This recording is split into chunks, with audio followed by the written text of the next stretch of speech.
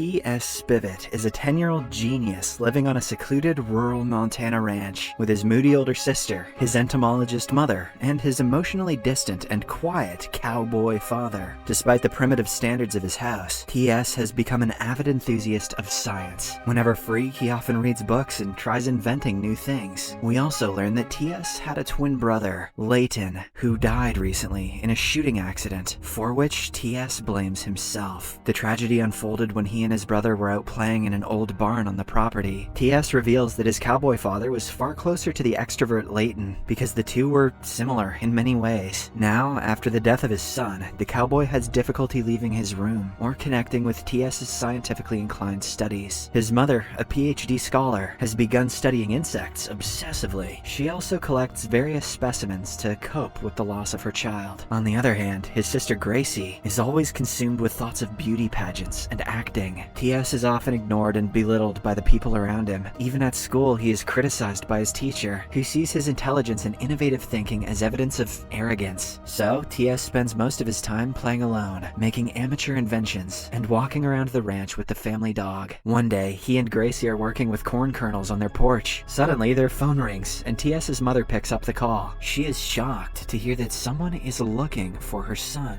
Soon, T.S. picks up the call and learns that it is from the renowned museum, the Smithsonian Institution. It turns out that he has won a prestigious prize for his blueprint of a magnetically run perpetual motion wheel. Now, T.S. is invited to attend the awards ceremony in Washington, D.C. However, the museum director, Miss Gibson, who is on the call, believes that T.S. is actually a grown man and that the little boy talking to her is the son of the prize winner. Initially, T.S. is reluctant, as he simply can't get out of his house. His cowboy father would never let his family step outside the state of Montana, let alone travel to D.C. However, since it is the best shot to achieve something in his career, T.S. plans to risk it all. Finally, he decides to run away from home to receive the prize. Before leaving, he packs a suitcase and takes one last look at Leighton's old bedroom. There's a pile of dusty toys and furniture that his parents are unable to bring themselves to throw away. T.S. tearfully closes the door, as he still blames himself for his twin brother's death. He then passes by his sister and father before leaving. However, both of them are too wrapped up in their daily routines to even notice him. This slightly upsets T.S. as he thinks to himself, "No one will notice me, even when I'm gone." Shortly after, the little boy drags his large suitcase and heads to the train station. Being an organized person, he has brought along all his essentials, like binoculars, compass, winter clothes, and so on. However, at the train station, T.S. realizes that he is a bit early. So, to speed things up, he climbs up a traffic sign and puts the stop signal on. The plan works, and just after a few minutes, a train shows up. T.S. excitedly boards it with his big suitcase, but unfortunately, a couple of authorities notice him. Realizing that he doesn't have a ticket, they begin chasing him mercilessly. But our little genius manages to climb up a tower and successfully makes it to the train below. Soon, the vehicle begins moving, and T.S. finally evades the authorities. Not only is he a scientist, he's also a chef. He knows how to smoke bacon. On the way, he makes himself comfortable in one of the rail cars, where he plays and imagines that Leighton is still there with him. This shows how much he misses his late brother. Next, the train makes a stop at Wyoming, and the guards at the station begin to examine the vehicle. Realizing this, T.S. hides in an auction show camper vehicle that's being transported. However, the guard is suspicious, so he decides to check the camper vehicle. Inside, we see that there's a life-sized cardboard stencil of a family eating dinner. T.S. pretends to be one of the cardboards, so the guard looking in thinks he's just part of the art. After the narrow escape, T.S. realizes that he needs to be careful, so he opts to sleep inside the camper. However, when the train comes to a halt, he decides to head out in search of food. T.S. soon meets a drifter named Two Clouds, and the duo starts chatting. In the next scene, Two Clouds invites the boy into his trailer and tells him an inspirational story of how a bird reached its destination despite facing many ups and downs. The old man then provides T.S. with some change so that he can buy some food for himself. Next, T.S. goes to a nearby takeaway shop and orders hot dogs. This is the first time he is going to eat fast food in his whole life. It turns out his cowboy father is so religious that he never allowed any food products that didn't come from their farm. This makes the hot dog even more special for T.S., probably more disgusting too. But right then, two police officers arrive at the scene and ask the shop owner if she has seen a missing boy. They then bring out a poster, and shockingly, the boy is revealed to be none other than T.S. himself. However, the cops are so occupied with their conversation that they fail to notice the little boy right next to them. After they are gone, T.S. nervously talks to the shop owner and explains explains that his parents are dead and that he lives alone. To his luck, she doesn't say a word and simply lets him leave. That's nice for TS's sake, but that lady should probably go to jail. While heading back to the train, TS contemplates using a nearby payphone to call his family, but he can't bring himself to do it. The next day, he walks along the railroad tracks with his backpack, having stored his suitcase in a nearby electrical grid box. At the same time, a mean-spirited policeman pulls up behind him, asking him about his whereabouts. TS lies once again, saying that he is from Chernobyl, and also begins to converse in a foreign language. Unfortunately, the policeman catches wind of his deceit and begins chasing him. The two go back and forth for a while, and at one point TS is almost cornered, so he is forced to climb atop a separating bridge where a boat is passing through. Unfortunately, the move turns out to be a dangerous one, and TS is left hanging from the bridge. This frightens the cop, and he frantically apologizes to the little boy for chasing him. He even provides instructions on how to climb back up. Thankfully, TS, being an intelligent boy, uses the laws of physics to his advantage and eventually reaches safety. However, during the struggle, he injures his ribs, causing him immense pain. To make matters worse, his compass and favorite sparrow skeleton that he brought along are also destroyed. Heartbroken, TS throws both of his belongings into the river. He then heads to the highway and attempts to hitchhike a ride. Almost every vehicle ignores him, but a friendly trucker named Rick stops and pulls him up. It turns out Rick usually offers rides to people, which becomes evident when he showcases his collection of photographs with them. There's a red flag if I've ever seen one. Later, as the two are talking, Rick realizes that the young boy is badly injured near the chest, so he advises TS to visit a doctor soon, but the latter says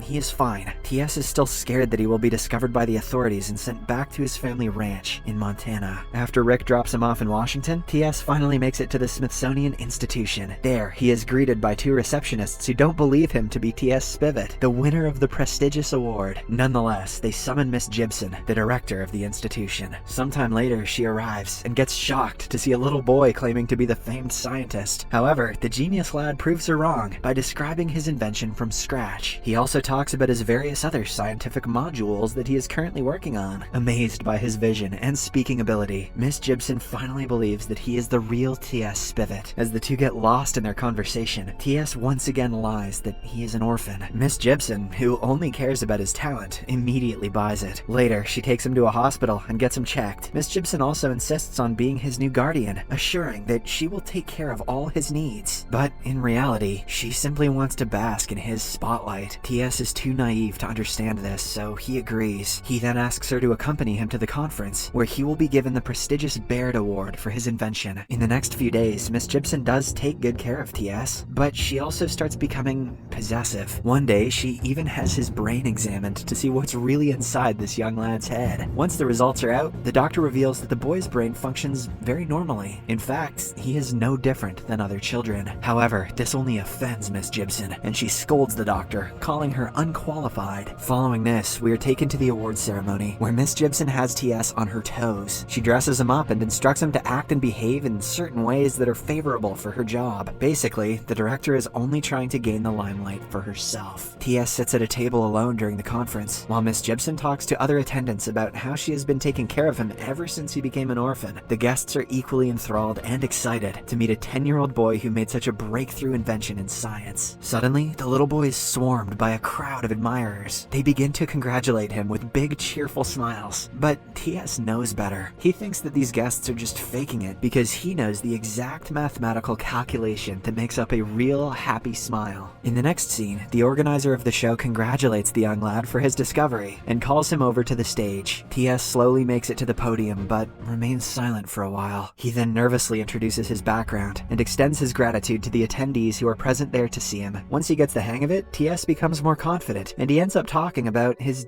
dead brother. He finally reveals how his brother died because of his mistake. It turns out that on that fateful day, the two brothers were experimenting with a gun inside the barn. TS, being a science geek, wanted to test the velocity of a bullet, while Leighton simply wanted to shoot. They agreed to help each other out, but at the last second the gun jammed. TS tried to check it, and without pulling the trigger, he ended up shooting his brother, killing him instantly. After concluding the story, T.S. sobbingly admits that nobody ever talks about Leighton anymore, as if he never even existed. Even the audience is brought to tears by the sad story. Surprisingly, unbeknownst to T.S., his mother is also present in the audience, having driven to Washington to find him. Later, the boy is prepared to appear in a sensationalist talk show. Miss Gibson, who acts as his representative, sits behind in a guest room and watches the interview. Back in the live show, the host initially inquires T.S. about how his invention came to be. The latter tries to give some scientific background, but he is always cut short by the host, who is only interested in keeping the show going. The host then begins to slowly divert the topic to T.S.'s brother, since it will give the show a lot of TRP. However, Miss Gibson was aware of this, so she had already advised T.S. to not delve into the emotional topic. The young boy does as he is instructed. Suddenly, T.S.'s mother interrupts the interview and shocks everyone. In particular, Miss Gibson is enraged, as she now can't be in charge of the boy anymore. The mother tearfully apologizes to T.S., saying she should have been more present for him. She also tells him that Leighton's death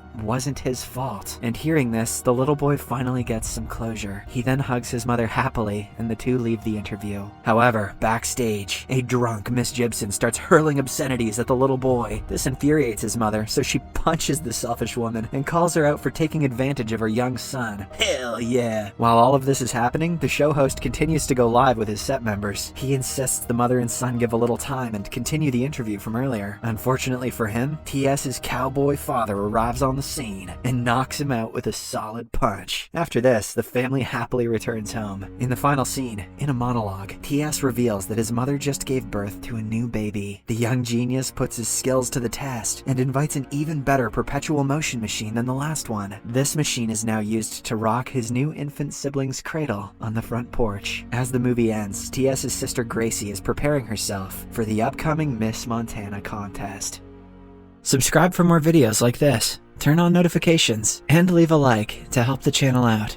Thank you for watching.